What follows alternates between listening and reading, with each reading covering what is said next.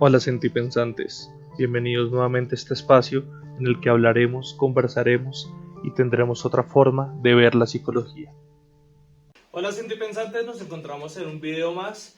Hoy vamos a hablar de un tema acorde a la época en la que estamos, que es bastante particular. Cuéntanos, Juanca. Hola a todos, bienvenidos a un nuevo video. Antes de hablar de todo lo que vamos a hablar el día de hoy, los invitamos a suscribirse, darle like, compartir y seguir cada uno de nuestros videos. Efectivamente, creo que estuvimos hablando de algo muy interesante que fueron estos personajes de las películas de terror, ¿no? Y son aquellos principales que nos llevaron a un diálogo muy interesante y a empezar a darnos cuenta que hay características y rasgos psicológicos que los unen de alguna manera o donde hay puntos en común que nos gustaría compartir con ustedes el día de hoy. Entonces prepárense porque hablaremos de lo terrorífico de lo psicológico. Aquí vamos. El miedo. Creo que debemos empezar, hay unos que a mí me encantan en particular, y empezamos a encontrar una similitud con Freddy Krueger y Pennywise. Creo que son dos de los que pueden ser dentro de este tema de las películas de terror de los más conocidos, ¿no? De los más conocidos, y creo que abordan dos aspectos importantes en cuanto a la psicología como tal, que pueden ser las fobias y los terrores. De acuerdo, creo que es súper importante, si bien recuerdan, Freddy tiene este rollo con que las personas no puedan dormir, el insomnio, la evitación de los sueños, y pues todos le tenemos a dos cosas favor. Una, es que no está de mal humor después de una noche de no dormir bien, y dos, esas pesadillas que nos levantan alterados en la noche. Pero entonces él maneja algo en particular y es una pesadilla de la que no te puedes despertar. Que en psicología, ¿cómo lo llamaríamos, Juanca? Serían terrores nocturnos, ¿no? Realmente.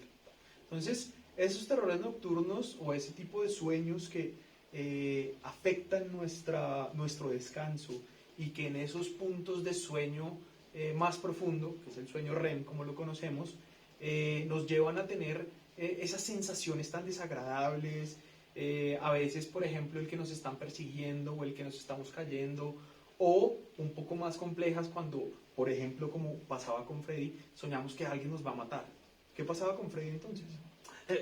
Lo que pasaba ahí con Freddy era que iba por los niños, Ajá. los más vulnerables, y es otra cosa en la que se parecen él y Pennywise, y es que su objetivo son los niños. Sí, iban hacia los que consideraban podían ser los que menos se podían defender, ¿no? Y por ejemplo Pennywise, y ya entrando en nuestro otro personaje, solía atraer a los niños con algo que socialmente nos han enseñado, por ejemplo, y es: no dejes que un extraño se acerque a ti y te dé un regalo.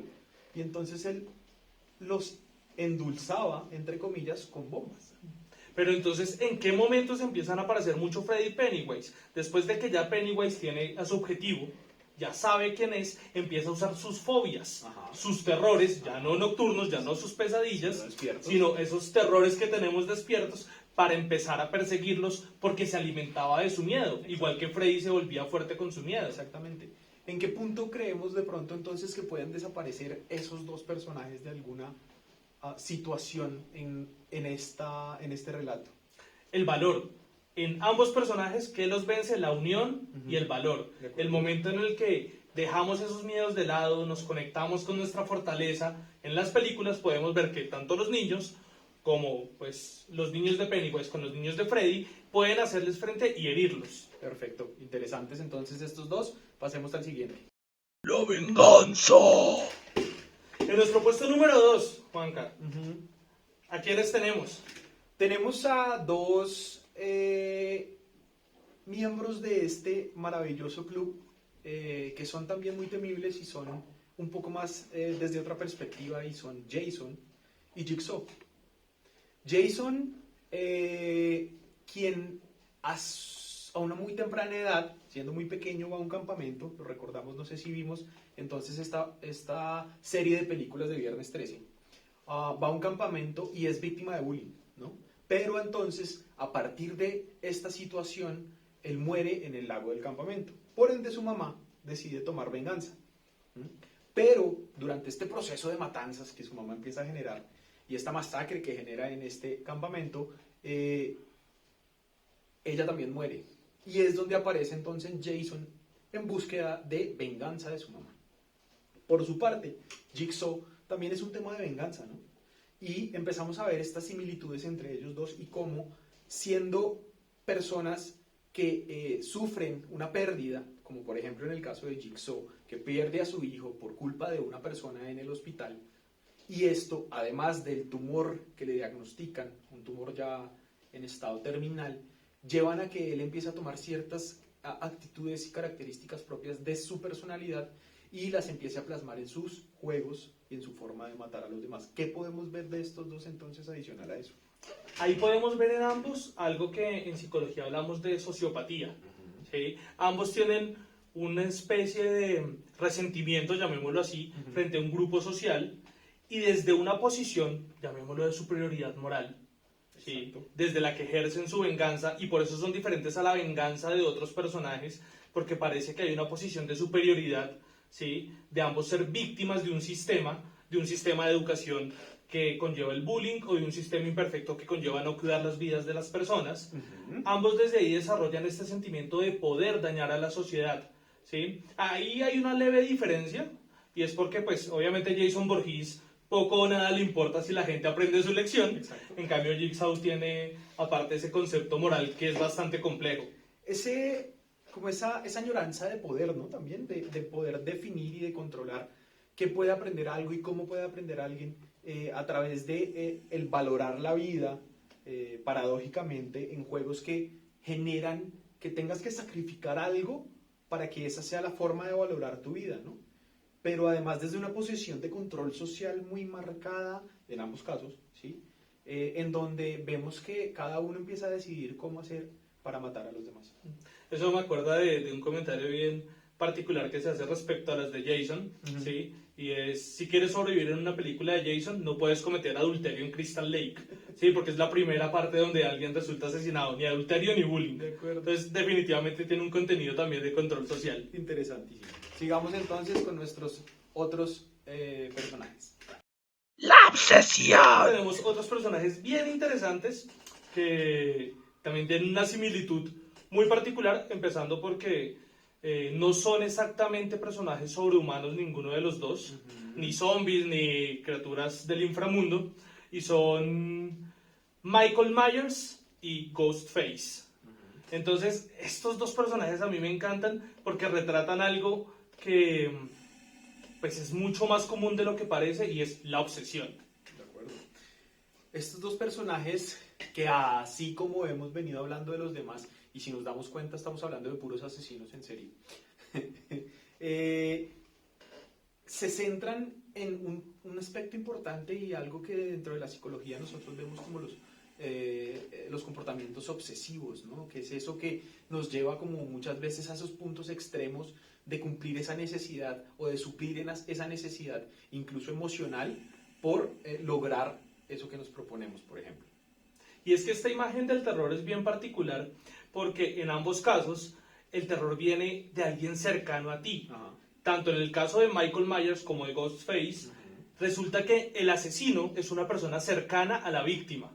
¿Sí? Es una persona que ha desarrollado un vínculo con la víctima. De acuerdo. Entonces, es un terror que nos recuerda que a veces no estamos a salvo, ni siquiera las personas que tenemos más cerca. Y si lo vemos en un contexto social más aterrizado, lo que es la realidad, en cuanto a las relaciones, por ejemplo, cuando hay dependencia emocional y cuando hay esos celos muy marcados, o cuando hay este tipo de relaciones que hoy llamamos tóxicas, la obsesión se vuelve parte de ese tipo de relaciones, y si lo vemos, han llegado muchos casos a presentarse asesinatos de las parejas o de las exparejas, que en muchos casos también se han llevado a marcar ese tema del feminicidio y de otros aspectos relacionados a cómo se desarrolla una obsesión por una persona en torno a un asesinato, por ejemplo. Y ahora que lo dices, no en vano, la obsesión en ambos casos es una mujer. En ninguno de los dos casos están obsesionados con un hombre. Sí, señor, de acuerdo.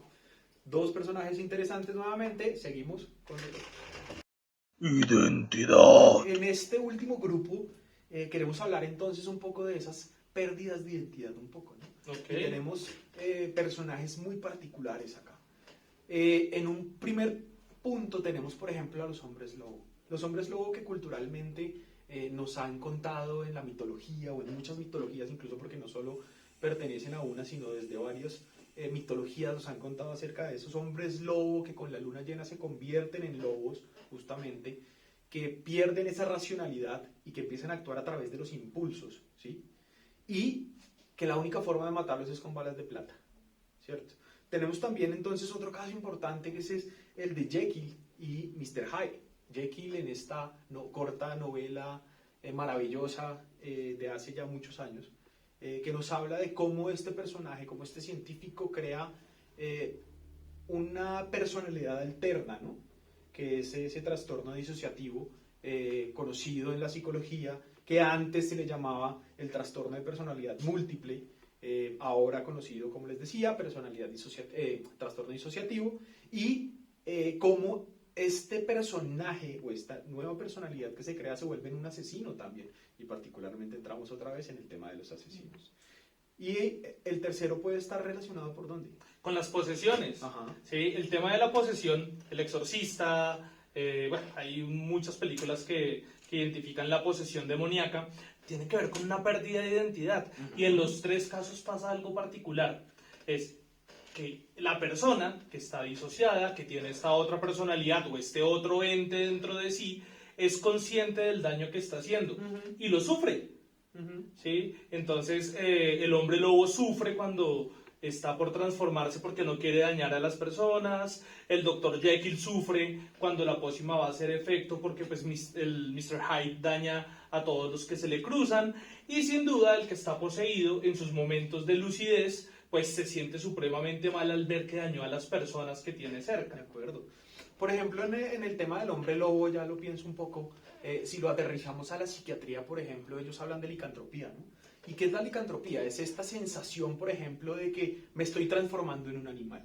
Y es un tema alucinativo, ¿cierto? Entra en las alucinaciones, pero además al transformarme en un animal me empiezo a comportar como tal y justamente pierdo el control de mi personalidad o de mi racionalidad incluso. Y empiezo a actuar por impulsos. Entonces mira que aquí entramos a hablar, por ejemplo, de ese trastorno límite, ¿no? De la personalidad también. Y vemos cómo es de fascinante cada uno de estos personajes de las historias de terror que nos han contado a través de tantas películas y que nos han llevado a fantasear, a tener miedos, a disfrutarlo, porque hay gente que lo disfruta también. Y por ejemplo, en épocas como la que se nos viene, que es Halloween, a disfrazarnos de ellos. ¿Qué pasa, por ejemplo, cuando nos disfrazamos de algo? Jugamos con nuestra identidad. Claro, no es un trastorno, no nos estamos disociando, pero sí estamos jugando a ser otro, ¿sí? Y a diferencia de estos personajes de los que les vamos a hablar, no lo vamos a sufrir. No vamos a sufrir jugando a ser un papel diferente al que tenemos todos los días. De acuerdo, entonces miren cómo encontramos esa diferencia entre lo que puede ser un trastorno de la personalidad o un trastorno mental y, por ejemplo, el disfrutar una época como el Halloween en donde nos permitimos asumir un rol diferente a través de un disfraz. Disfrutemos Halloween y disfrutemos cada uno de estos videos de Sentipensantes, así como este. No olviden darle like, compartir, suscribirse y dejarnos en sus comentarios si les gustaría que habláramos de algún otro personaje de terror. Y no lo olviden, hoy hablamos de lo terrorífico, de lo psicológico, pero la salud mental no es un juego. Siempre estamos muy cuidadosos de ella.